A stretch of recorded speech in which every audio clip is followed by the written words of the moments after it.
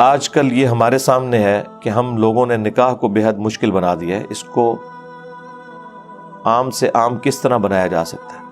مشکل بنا دیا جی. اس میں دیکھیں دونوں طرف سے غلطی ہوتی ہے. اب بچیوں والے بھی پوری زندگی ایک بہت آئیڈیل رشتے کی تلاش میں اپنی بچیاں بوڑھی کر لیتے ہیں. ان سے یہ پوچھیں کہ کیا آپ خود اتنے آئیڈیل ہیں جو آپ تلاش کر رہے ہیں؟ دنیا میں کوئی انسان ایسا نہیں جس کے اندر عیب موجود نہ ہو. یہ تو ایک نیچرل چیز ہے. تو آپ نے گیون سرکمسٹانسز کے اندر جو بیسٹ اویلیبل ہے آپ کریں, پھر اللہ کے اوپر توکل کریں. اتنی جان پھٹک کرنے کے بعد بھی رشتے جو ہوتے ہیں وہ بھی الٹیمیٹلی بعض اوقات ناکام ہو جاتے ہیں. تو اس کا کیا آپ کریں گے؟ تو اس لیے نہ زیادہ لالچ کرنی چاہیے اور نہ زیادہ لسٹ بنانی چاہیے اپنی ڈیمانڈز کی, نہ لڑکے والے نہ لڑکیوں والے, کہ مشکل ہو جائے. اور اس میں وہ جو تھم رول ہے جو سنن ابن ماجہ میں حدیث ہے کہ اپنے کف میں شادی کرو, اپنے ہم پلہ لوگوں میں.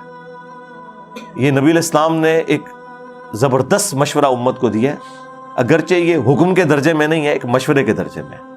حکم کے درجے میں ہوتا تو بڑا مشکل ہو جاتا. ہم پلہ لوگوں سے مراد ہے کہ خاندانی اعتبار سے ہم پلہ ہوں. ارائی جو ہیں ارائیوں میں کریں, گجر گجروں میں کریں, مغل مغلوں میں کریں, راجے راجوں میں کریں. یہ پریفریبل ہے. اور ہم پلہ سے مراد تعلیم میں بھی ہم پلہ ہونا چاہیے. ہم پلہ سے مراد سٹیٹس میں بھی ہم پلہ ہونا چاہیے. یہ بہت سخت ظلم ہے کہ آپ ایک ایسی بچی کو جو پوری زندگی ایک آسائش کی زندگی گزار رہی ہے اسے ایک جھونپڑی میں بیاہ کے لے آئیں اور اسے آپ حدیثیں سنائیں کہ اللہ کے نبی چٹائی پہ بیٹھتے تھے. یہ اسلام میں ایسا کرنے کی کوئی اجازت نہیں ہے. تو اپنے لیول کے جو لوگ ہیں ان میں شادی کریں تو بعد میں بھی اچھے طریقے سے نبھتی ہے.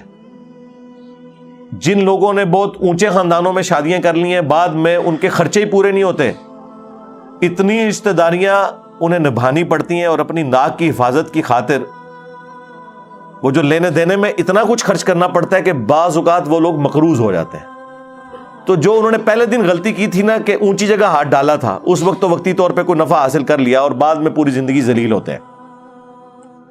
اور پھر وہ عورت بھی اس مرد کو اپنا غلام ہی سمجھتی ہے اس حوالے سے کہ تو بڑے لوور سٹینڈرڈ کا تھا, میں نے تیرا رشتہ میرے ماں باپ نے ایکسیپٹ کر لیا, اور وائس ورثہ بھی کر لیں.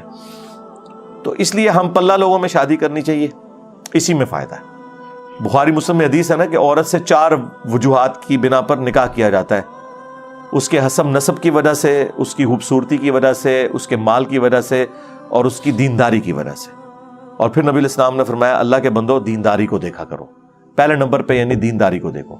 یہاں کوئی دینداری نہیں دیکھتا. دینداری زیادہ زیادہ لوگ یہ دیکھ لیتے ہیں کہ یار یہ بچہ شریف ہے, چاہے نماز نہ پڑھتا ہو وہ سمجھتے ہیں شریف ہے. اس سے بڑا بدماش کون ہے جو نماز نہیں پڑھتا؟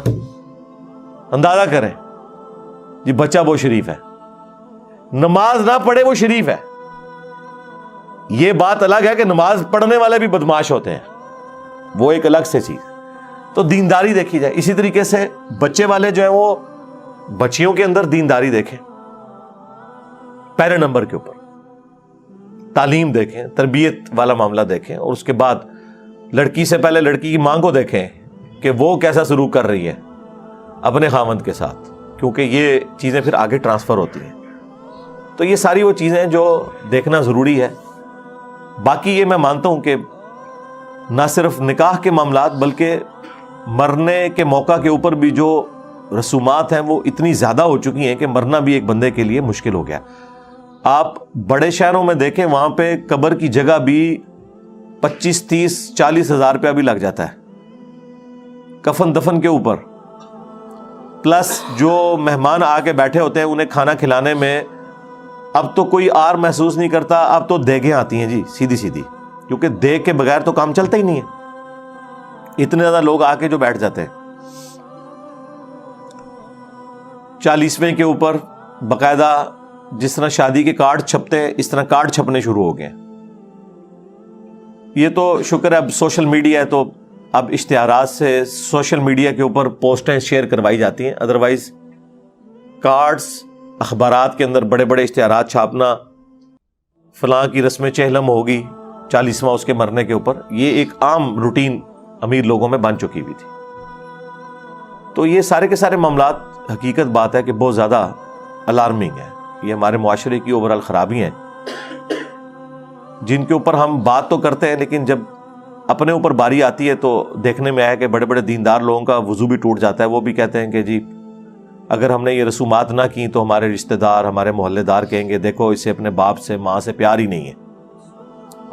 یہ جو چیز دماغ میں ڈال دیتے ہیں نا، اس کے لیے پھر وہ مجبوراً اس طرح کی ایکٹیویٹیز کو